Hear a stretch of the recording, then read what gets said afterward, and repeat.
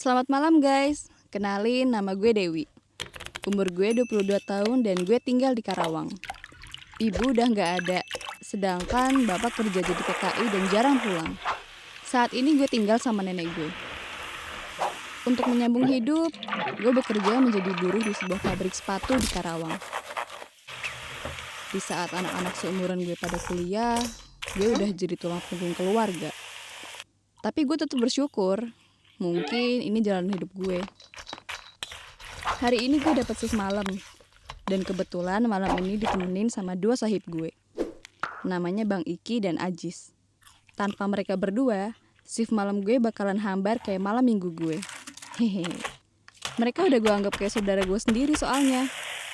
By the way, gue kerja di pabrik sepatu sebagai quality control. Jadi gue tahu mana sepatu yang ori dan mana yang KW. Biar buruh gini, sepatu gue ori cuy. Gak tahu kenapa shift malam ini rasanya cepet banget. Padahal perasaan tadi baru aja masuk. Sekarang udah jam 1 malam aja. Berarti waktunya gue buat balik ke rumah. Nah, si Ajis nawarin gue buat balik bareng. Katanya kasihan gue gak ada yang nganter. Tapi gue milih buat balik sendiri naik ojol. Tapi si Ajis ini tetap ngotot nawarin gue balik. Duh, Jis, please deh, jangan maksa. Dengan raut muka kecewa, Ajis pamit pulang duluan ke gue. Sebenarnya gue mau aja sih balik bareng dia. Tapi kan dia udah punya bini. Ntar kalau salah paham kan bisa ribet-ribet. Ogah ah. Kayak biasanya gue balik ke rumah dengan memesan ojol. Tapi dari tadi mesen gak ada yang mau pick up. Anjir lah, coba gue punya cowok. Pasti udah ada yang antar jemput. Gue liat ke kanan kiri, orang-orang udah pada sepi aja nih. Duh, tahu gini mah dari tadi gue terima aja tawaran si Ajis.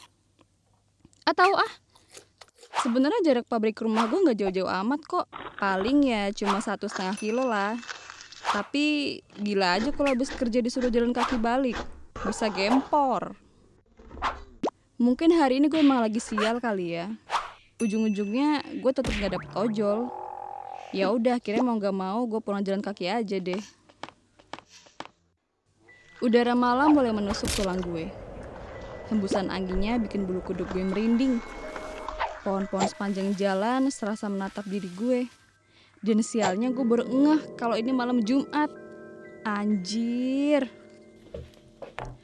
Gue berusaha berani dan jalan terus. Nah, biar cepet sampai, gue motong jalan aja deh lewat jalan kecil yang ada di samping lapangan. Waktu ngelewatin di antara pohon bambu, gue ngedenger kayak ada suara orang jalan yang ngedeketin gue. Duh, suara apaan tuh? Suara itu gak cuma sekali dua kali, lama-lama semakin kedengeran jelas. Tiba-tiba terdengar hembusan nafas besar dari balik ranting pepohonan. Waduh, naon anjing. Gue ngerasa ada bayangan hitam yang dari tadi ngeliatin gue dari atas pohon. Gue pengen nengok, tapi perasaan gue bilang jangan. Tapi rasa takut ini malah makin bikin gue penasaran. Entah kebodohan dari mana hingga akhirnya gue nengoklah ke atas. Dan bener aja, di situ gue lihat sesosok bayangan hitam dengan mata merah sedang menatap nanar ke arah gue. Anjing, jurik anjing. Gue kabur saat itu juga. Seketika badan gue merinding dan keluar keringat dingin. Pas gue lari, dari kejauhan gue melihat ada cahaya kecil. Di sana terdapat gubuk reot dengan cahaya dari lampu Petromax. Samar-samar gue lihat ada beberapa orang yang lagi duduk di sana. Akhirnya gue ketemu orang di jalan. Ya, seenggaknya gue lega lah, gak sepi-sepi banget.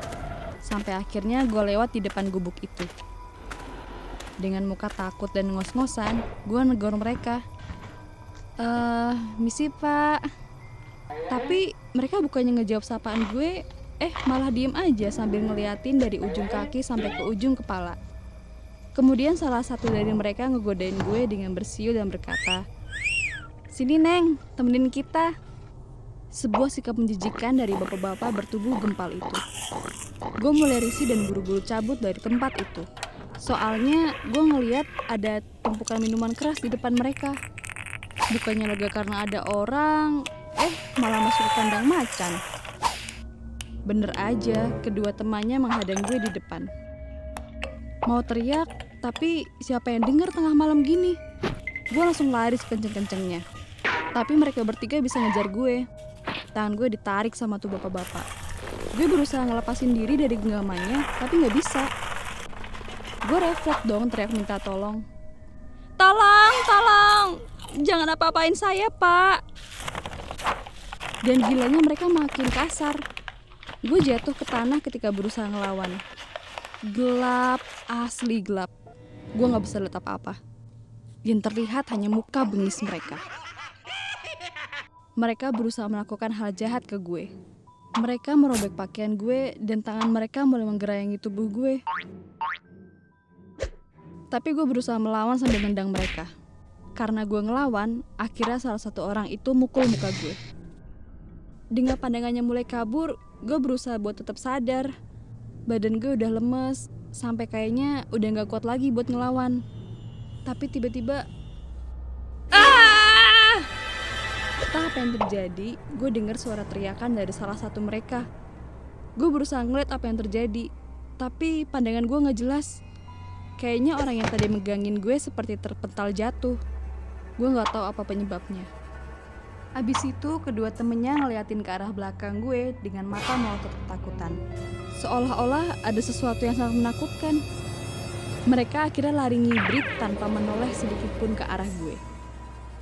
Gue yang masih lemes dan masih sangat ketakutan berusaha memberanikan diri buat nengok ke belakang. Pas gue nengok ke belakang, gue ngeliat sosok hitam yang berdiri tegak ke arah gue. Gue takut banget. Loh, ini kan kayak makhluk yang tadi gangguin gue. Mendadak mata gue ngerasa berat banget. Hingga semua terlihat menjadi gelap. Dan akhirnya gue pingsan. Pas bangun-bangun gue kaget udah ada di kamar. Kepala masih pusing dan di samping udah ada nenek gue yang dari tadi ternyata udah nungguin gue bangun. Nenek bilang kalau gue tadi ditemuin salah satu warga pas subuh tadi. Terus gue curhat ke nenek gue. Nek, Dewi takut, Nek. Dan dia menggenggam tangan gue erat dan tersenyum. Dewi gak usah takut, dia itu baik kok. Dan gue tercengang. Hah? Dia? Dia siapa, Nek? Nenek lagi-lagi tersenyum dan mengelus rambut gue dan menyuruh gue untuk kembali tidur. Sejak kejadian ini, gue makin penasaran dengan kejadian yang gue alami. Gue mulai browsing di bah Google. Dan menurut artikel tersebut, mungkin itu adalah jin kodam. Anjing, serem banget. Kalau diinget-inget, kakek itu dulu jawara silat di kampung sini. Dan terkenal banget suka nolongin orang. Sejak saat ini gue makin rajin beribadah agar terhindar dari hal-hal yang buruk. Gue harap lu gak ngalamin apa yang gue alamin. Kalau lu dapet shift malam dan terutama buat lu yang cewek, usahain ada yang nganter dan jemput. Kalau ada yang ngajak balik bareng, usahain lu udah kenal betul dan percaya. Dan jangan lupa berdoa karena kita gak akan tahu dihadapkan dengan cobaan apa aja. Lu pernah ngalamin diteror semalaman sampai lu gak bisa tidur? Kalau gue sih pernah. Dan itu bikin gue sadar kalau teror itu sebenarnya cuma cara buat nunjukin dosa gue. Kalian penasaran? Atau barangkali nggak paham dengan perkataan gue? Kalau gitu gue akan cerita dari awal sampai akhir. Sebelum gue mulai ceritain tentang mitos kucing hitam, gak ada salahnya kalau kalian support kita dengan subscribe channel ini. Kenalin, nama gue Zahra. Umur gue 22 tahun. Gue mahasiswi salah satu universitas swasta di ibu kota. Kegiatan gue seabrek. Dari kuliah sampai ikut kegiatan mahasiswa. Rasa-rasanya waktu 24 jam tuh gak cukup buat gue. Jadinya gue sering pulang malam. Jarak kampus dari rumah itu setengah jam kalau naik motor. Gue harus ngelewatin jalan sepi sebelum masuk jalan utama. Nah, di pinggir jalan yang biasa gue lewatin ada lahan kosong yang isinya bak sampah yang gede berjejer. Yang kadang sampahnya nyampe ngeluber. Gue sering ngebut kalau lewat sana. Baunya itu loh, gak banget dah. Kejadian yang mau gue ceritain ini terjadi beberapa minggu yang lalu. Hari itu gue sibuk banget. Dari jam 7 pagi gue udah di kampus. Terus jam 11 gue udah latihan dance untuk acara inaugurasi kampus. Ya siapa tahu ada maba cakep yang kepincut gitu. Jam 2 siang sampai mau maghrib gue udah rapat sama anak-anak BEM. Rapat berjalan cukup alot dan lama seperti biasanya. Kelar rapat bawanya pengen nyantai. Yaudah deh, gue sama anak-anak nongkrong di kantin sekalian makan mie tek-tek langganan. Saking keasikan ngobrol nggak jelas, bikin gue lupa waktu. Tiba-tiba ada WA masuk dari adik gue. Kak, buruan balik. Pintu udah disuruh kunci nih sama nyokap. Ternyata ini udah jam 11 malam. Ya udah, gue langsung pamit sama teman-teman. Pas gue lagi jalan ke parkiran, ada yang manggil gue. Ra, Zahra, tungguin. Pas gue nengok, ternyata si Aldi lagi ngos-ngosan nyamperin gue. Kenapa, Di? Udah malam, Ra. Baliknya barengan yuk. Gue emang biasa balik bareng Aldi. Tapi jangan sangka kita macem-macem ya. Gue pakai motor sendiri dan dia juga pakai motor sendiri. Kita jalan beriringan depan belakang. Gak lama kemudian, kami lewat jalan sepi itu. Bau sampah yang menyengat udah kecium dari jauh. Aldi dan gue langsung tancap gas kencang.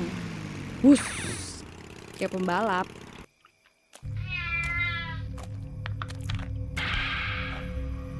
Nani? Tapi tiba-tiba gue ngerasa ban motor ngelindas sesuatu. Sampai akhirnya gue denger Aldi teriak. Zahra! Gue refleks nengok ke Aldi. Dia cuma diem aja. Terus dia tiba-tiba nunjuk ke arah deket motor gue. Gue kaget ketika ngeliat di tengah jalan ada seekor kucing hitam yang tergolek gak berdaya. Shit. Duh, ini kucing mati, Di. Tanya gue gugup. Udah jadi kebiasaan gue kalau lewat sini pasti ngebut. Soalnya kalau malam jalanan sini sepi. Dan gue gak kuat sama bau sampahnya. Duh, gimana nih? Mana yang gue tabrak kucing hitam lagi? Ada-ada aja deh malam ini. Bakalan sial nih. Aldi bilang ke gue, udah buang aja kucingnya di tempat sampah biar gak ribet.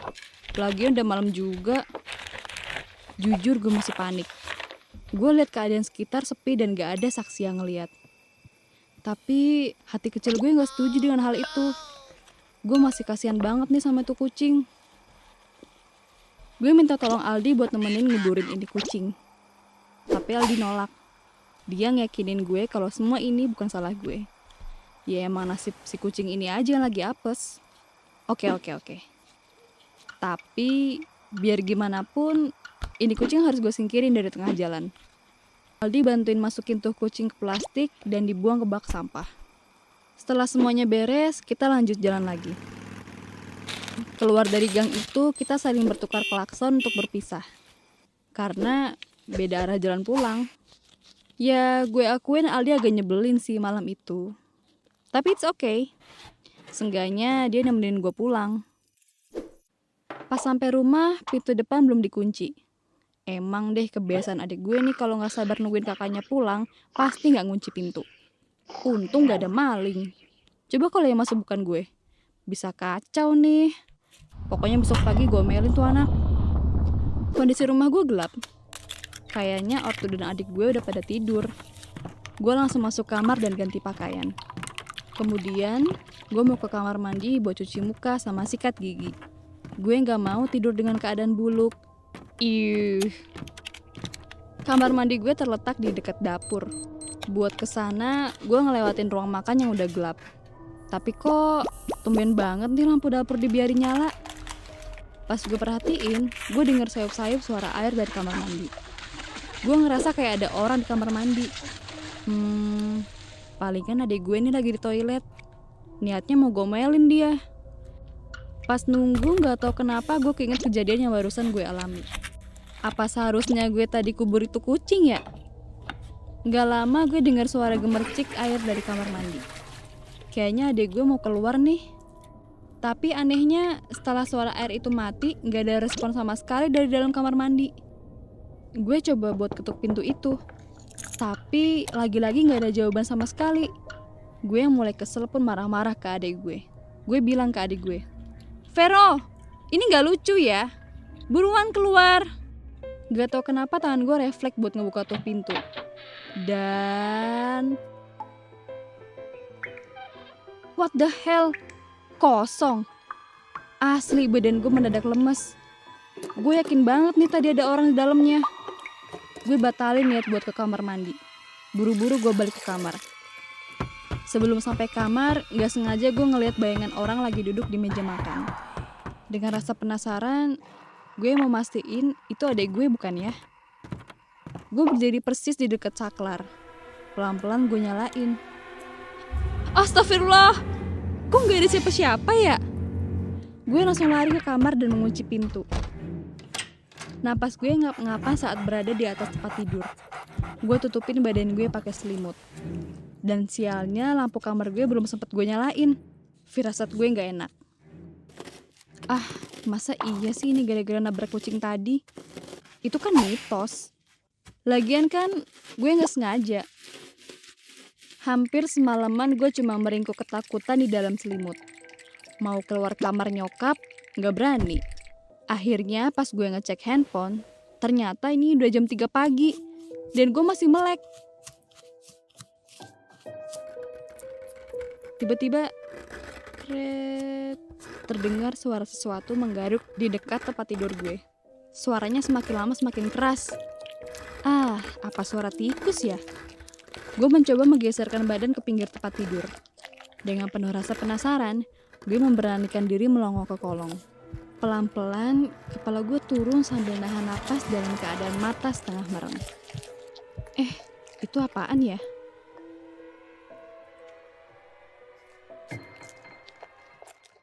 Sepasang mata menatap gue dengan sengit. Sontak gue terlonjak dan menarik kepala. Ah! Gue meringsut ke ujung kasur dan menyalakan senter HP. Dalam keadaan panik, gue coba arahin ke semua arah.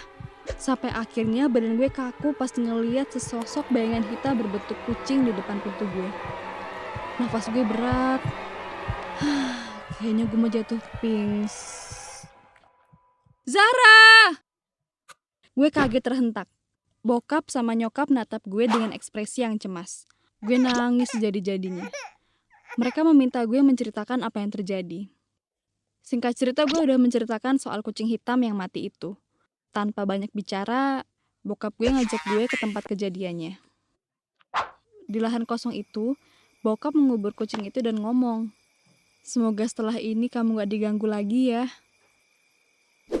Keesokan harinya gue memutuskan untuk gak masuk kampus.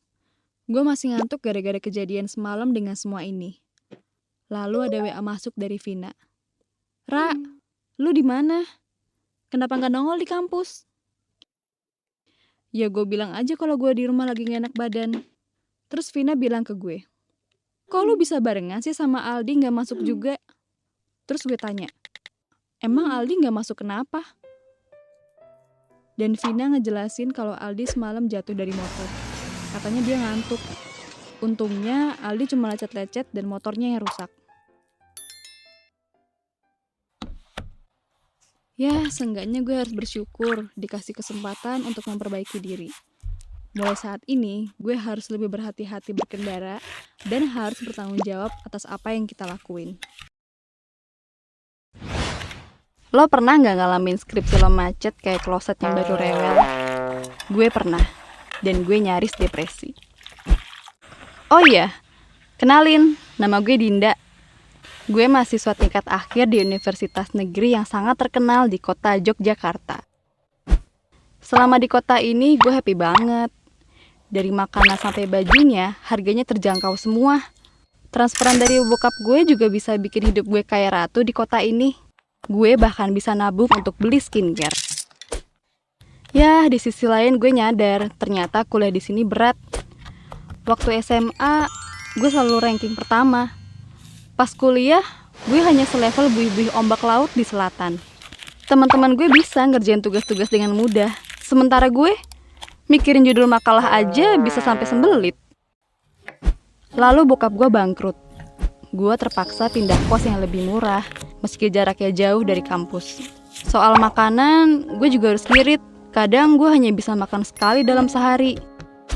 Tiap kali gue di kamar dan lihat botol-botol skincare gue yang kosong, rasanya kayak mau nangis, karena udah gak bisa beli lagi. Boro-boro mikirin skincare, mau makan yang keringan aja gue harus perhitungan. Setahun terakhir ini gue banyak banget nangis dan menjauh dari teman-teman gue. Santi, sohib terbaik gue sampai sekarang juga jarang main sama gue. Bukan salah dia sih, gue aja yang selalu menolak ajakan dia. Habis, mana bisa gue ikutin gaya hidupnya? Nongkrong di Starbucks, nonton film tiap akhir pekan, hunting skincare di seluruh penjuru kota. Ya dulu mungkin gue masih bisa jabanin, tapi sekarang gak bisa. Kalau gue masih ngintilin dia, bawaannya sakit hati. Jadi, mending gue menghindar. Semester ini adalah jadwal gue ngajuin proposal skripsi. Bokap udah peringatin kalau gue gak selesai skripsi semester ini, semester depan dia gak sanggup bayarin kuliah. Gue stres berat. Masalahnya, gue dapet dosen pembimbing yang terkenal sangat sulit. Gue denger banyak cerita serem dari kakak tingkat. Pokoknya kalau dapet dosen itu harus siap mental. Mana lagi ada rumor beredar kalau dosen gue bakal keluar negeri 3 bulan lagi. Artinya gue harus bisa dapetin ACC proposal kurang dari 3 bulan. Dan ternyata gue tidak berhasil. Percayalah, ACC proposal yang mudah itu hanya ada dalam dongeng semata. Gue sampai harus ganti judul sebanyak 3 kali, dan itu pun belum bisa memenuhi standar dosen gila itu. Seminggu lagi dosen gue pergi ke luar negeri. Gue hanya punya waktu sedikit. Kalau proposal belum juga di ACC, bisa-bisa skripsi gue mundur, dan itu bakal bikin gue gila. Siapa yang bakal bayarin kuliah gue semester depan? Hari ini gue ngadem di perpustakaan sambil melamun, sambil menatap nanar proposal gue yang penuh coretan merah. Tadinya gue mau membuat proposal baru, namun sampai siang gue juga gak nemuin ide. Sampai akhirnya bahu gue dicolek seseorang. Ternyata Santi udah berdiri di belakang gue. Dia tersenyum sambil merhatiin wajah gue. Lo gabut banget sih? Gue hanya nyengir. Kadang gue gak percaya hidup Santi sangat mulus. Udah cantik, pinter, kaya. Proposalnya juga udah di ACC awal semester ini. Kabarnya dia bahkan udah hampir bab akhir. Padahal dosen pembimbingnya sama dengan gue. Kayaknya roda berputar itu nggak berlaku buat Santi. Ditolak lagi? Tanyanya. Aku mengangguk. Mau nggak gue bantuin? Gue dengar Profesor Heidi sedang tertarik pada satu judul. Mungkin agak berat di penelitiannya. Namun gue rasa yang penting ACC dulu aja. Mata gue melotot. Rasanya ada angin segar berhembus di wajah gue. Kalau kamu mau, kita ketemu agak sorean di lantai 3 ya. Di tempat kita biasa nongkrong. Soalnya aku masih ada acara. Gimana? Aku mengangguk penuh semangat dan mengucapkan terima kasih pada Santi. Ya, dia tetap sohib gue yang baik, meski gue menjauh. Hari telah sore. Gue duduk di selasar lantai 3. Di sana cukup sejuk. Hanya ada 5 orang di sana. Gue segera membuka buku untuk membunuh waktu. Belum sampai 5 menit, mata gue berat. Rasa kantuknya gak bisa gue tahan. Gue tertidur dan terlonjak kaget saat kepala gue kejedot tembok di belakang. Saat gue membuka mata, gue baru sadar selasar udah sepi dan hari udah hampir maghrib. Santi belum juga datang. Tiba-tiba gue kebelet pipis dan masuk lorong kelas. Kamar mandinya berada di tengah lorong. Saat melintasi kelas di dekat kamar mandi, gue melihat seseorang sedang berdiri di dekat jendela. Gue sempat berhenti sebab gue tertarik sama cara berpakaiannya. Apa sekarang model pakaian kembali ke vintage? Dia memakai rok selutut yang mengembang serta kemeja yang dikancingkan sampai ke leher. Rambutnya panjang sedikit ikal dan wajahnya tampak bersih mulus. Mungkin dia mahasiswa baru kali ya, karena gue belum pernah melihatnya. Gue segera ke kamar mandi dan mengosongkan kantung kemih. Rasanya lega. Gue mengecek ponsel dan mendapat kabar dari Santi kalau 10 menit lagi dia datang. Gue segera keluar dari kamar mandi. Saat melintasi kelas, gadis itu masih ada. Kali ini dia melambai ke arah gue. Kamu manggil aku? Tanya gue. Dia hanya tersenyum. Wajahnya emang cantik banget. Adik baru skripsi ya? Tanyanya. Sebenarnya dia tampak lebih muda dan aku heran karena dia memanggil gue adek. Gue mengangguk keheranan. Bagaimana dia tahu gue sedang skripsi? Kalau nggak kuat lepasin aja, Dek. Gue semakin terbengong-bengong. Kepala gue kayak jadi ringan gitu. Mata gue jadi sedikit kabur. Gue mengerjap-ngerjapkan mata. Sini, Dek, ikut aku. Ternyata dia udah berada di luar kelas. Seperti kerbau yang dicucuk hidungnya, gue ikutin dia yang ternyata membawa gue ke kamar mandi. Dia terus tersenyum dan gue merasa wajahnya makin glowing, kayak ada pendar putih. Lihat di sana, tunjuknya ke atas. Lalu dia berbisik tepat di telinga gue. Lepasin aja kalau berat. Saat gue mengangguk, seketika segalanya jadi gelap. Gue kayak masuk di tempat yang gak ada cahayanya. Sampai gue dengar suara orang memanggil nama gue. Din, sadar Dinda, ayo bangun. Gue membuka mata dan melihat wajah Santi yang sangat khawatir. Dia hampir menangis. Din, gue tahu hidup lo berat, tapi bukan berarti lo bisa ngelakuin ini. Gue kenapa? Santi menunjuk ke atas. Sebuah tali menggantung dan terayun-ayun. Gue terperanjat. Hah? Gadis itu tadi kemana? Kataku nyaris histeris. Santi segera membimbingku untuk bangkit. Gadis mana? Tadi ada gadis di sini sama gue. Rambutnya panjang, pakai rok. Santi menyuruh gue diam. Suasana jadi semakin mencekam. Pokoknya kita keluar dulu sekarang, cepet-cepet. Santi memapahku dan kami bergegas keluar dari gedung. Perjalanan turun terasa lama dan Santi hanya terdiam. Wajahnya sangat tegang. Barulah saat kami di lantai bawah, Santi bernapas lega. Ada apa sih, San? Din, kayaknya lu barusan ketemu Mbak Yayu. Hah? Maksudmu Mbak Yayu yang itu? Santi mengangguk. Seketika badanku kaku. Rumor mengenai Mbak Yayu sudah sering gue dengar. Namun, gue tidak percaya bakal mengalaminya sendiri. Konon katanya, Mbak Yayu ini mahasiswa yang stres karena masalah skripsi, lalu bunuh diri di kampus. Itulah mengapa gaya berpakaiannya sangat kuno, sebab dia memang bukan berasal dari dunia dan zaman ini. Kami segera berlari ke parkiran. Di sana, kami menceritakan semuanya pada Satpam. Dengan inisiatifnya, Satpam itu mengecek kamar mandi lantai 3. Saat dia turun, dia bilang tali gantungan itu sudah tidak ada. Satpam itu menyuruh kami pulang dan menasihati kami agar tidak ke lantai 3 saat maghrib sendirian. Santi mengajakku mampir ke sebuah kafe. Dia memesan teh hangat untuk meredakan gemetar di seluruh tubuh kami. Santi masih memandangku ragu dan khawatir. Gue mengangguk, memahaminya lalu berkata, San, meski hidup gue berat, gue gak akan pernah ngelakuin hal gila itu. Percayalah sama gue. Santi tersenyum lalu menepuk bahu gue. Gue akan bantu lo sebisa mungkin, Din. Jangan khawatir dan jangan menjauh lagi. Janji? Gue tersenyum dan mengangguk. Santi ikut tersenyum lega. Setelah itu Santi izin pamit duluan karena dia bilang dia udah dijemput cowoknya. Gak lama berselang HP gue bunyi. Ada WA masuk yang ternyata dari Santi. Dia bilang, sorry ya, tadi gue gak bisa datang karena ada urusan mendadak.